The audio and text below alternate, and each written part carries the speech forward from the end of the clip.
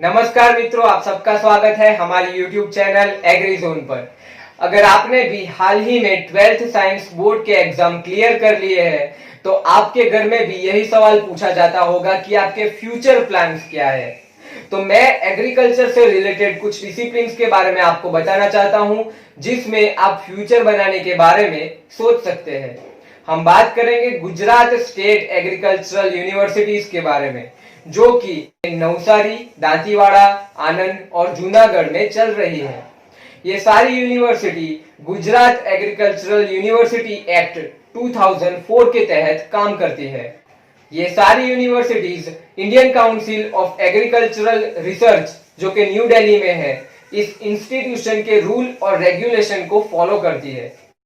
In agricultural universities में B group यानी कि बायोलॉजी ग्रुप के स्टूडेंट्स के लिए काफी सारे डिसिप्लिन्स मौजूद हैं, जैसे कि BSc honours in agriculture, BSc in horticulture, BSc in forestry, BSc in veterinary and animal husbandry science, BSc in biotechnology, BSc in microbiology, BSc in biochemistry और तो और होम साइंस यानी कि BSc in home science and nutrition. ये सारे disciplines B group यानी कि biology group के लिए अवेलेबल है।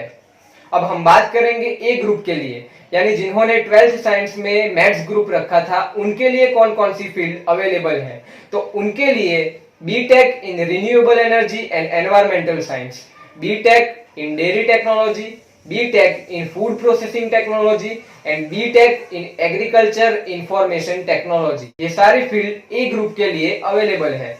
एग्रीकल्चर से जुड़े इन सारे कोर्सेज के ज्यादातर ड्यूरेशन 4 साल के होते हैं, यानी कि 4 साल के बाद आपको इन कोर्सेज की डिग्री दी जाएगी।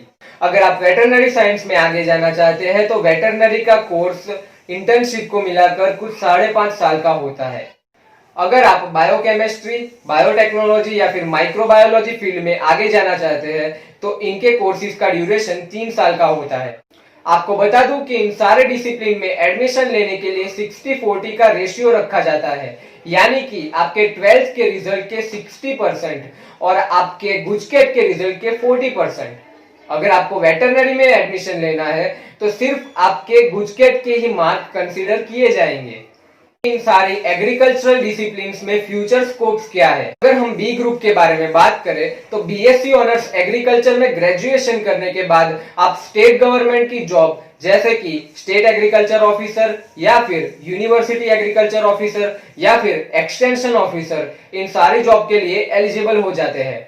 अगर आपको प्राइवेट में जाना है तो प्राइवेट में सीड इंडस्ट्री, इंसेक्टिसाइड इंडस्ट्री या फिर पेस्टिसाइड इंडस्ट्री में आप आगे जा सकते हैं। आप मास्टर डिग्री या फिर पीएचडी करके असिस्टेंट प्रोफेसर के लिए भी एलिजिबल हो सकते हैं। अगर हम बात करें बीएससी हॉर्टिकल्चर के बारे में तो हॉर्टिकल्चर में ग्रेजुएट होने के बाद आप गवर्नमेंट जॉब जैसे कि हॉर्टिकल्चर ऑफिसर के लिए एलिजिबल हो जाते हैं। अगर आप प्राइवेट के बारे में सोच रहे हैं तो फिर आप आज का रिसेंट जो ट्रेंड है यानी कि टर्फ मैनेजमेंट वो कर सकते हैं या फिर गार्डनिंग के कॉन्ट्रैक्ट ले सकते हैं। अगर हम बात करें फॉरेस्ट्री के बारे में तो फॉरेस्ट्री में ग्रेजुएशन करने के बाद आप फॉरेस्ट डिपार्टमेंट की जो जॉब्स है उनके लिए एलिजिबल हो जाते हैं, या फिर आप आईबीपीएस या फिर बैंक की प्रिपरेशन भी कर सकते हैं। अगर हम बात करें वेटरनरी साइंस के बारे में तो वेटरनरी में ग्रेजुएशन के बाद आप वेटरनरी ऑफिसर भी बन सकते हैं, या फिर वेटरनरी डॉक्टर के लिए जो आर्मी में रिजर्व पोस्ट है उसके लिए भी आप अप्लाई कर सकते हैं, या फिर वेटरनरी डॉक्टर के लिए जो बैंक में पोस्ट रिजर्व होती है उसके लिए भी आप अप्लाई कर सकते हैं। अगर आप प्राइवेट प्रैक्टिस करना चाहे तो वो भी आप कर सकते हैं। पिछले कुछ सालों से हमारी गवर्नमेंट फिशरीज डिपार्टमेंट पर भी काफी ज्यादा वेटेज दे रही है। अगर आप फिशरीज में आगे जाना चाहते हैं तो फिशरीज में भी आपके लिए काफी ज्यादा अच्छे स्कोप रहते हैं, जैसे कि आप एक्वाकल्चर कर सकते हैं, आप श्रिम्प फार्मिंग कर सकते हैं, या फिर आप किसी सी फूड कंपनी को भी ज्वाइन कर सकते हैं। अगर हम बात करें बायोकेमिस्ट्री, बायोटेक्नोलॉजी या फिर माइक्रोबायोलॉजी सब्जेक्ट के लिए तो इन सब्जेक्ट में ग्रेजुएशन के बाद आपके लिए प्राइवेट कंपनीज में ज्यादा स्कोप रहते हैं।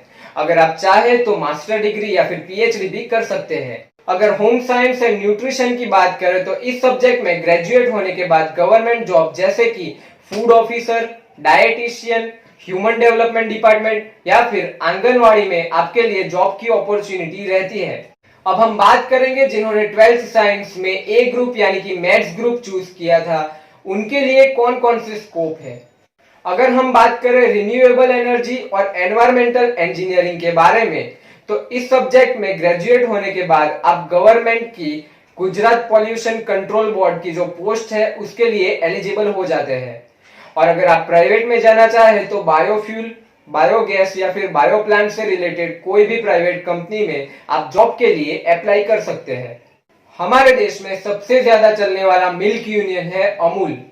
और अगर आप डेयरी टेक्नोलॉजी करने के बारे में सोच रहे हैं तो डेयरी टेक करने के बाद आपके लिए काफी ज्यादा स्कोप रहते हैं, जैसे कि आप किसी भी डेयरी में जॉब के लिए अप्लाई कर सकते हैं।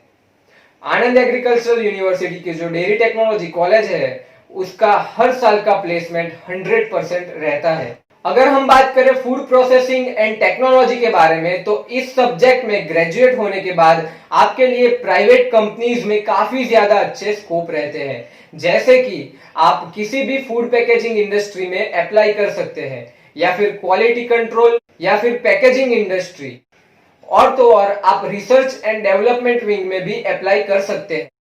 अगर आप आईटी सेक्टर में जाना चाहते हैं तो फिर आप एग्रीकल्चर इंफॉर्मेशन टेक्नोलॉजी में एडमिशन ले सकते हैं। अगर आप इन डिसिप्लिन में से किसी भी एक में एडमिशन लेना चाहते हैं तो इस वेबसाइट पर आपको सारी इंफॉर्मेशन मिल जाएगी। अगर आपको हमारा वीडियो पसंद आया हो तो हमें लाइक, शेयर एंड सब्सक्राइब कीजिए। धन्यवाद।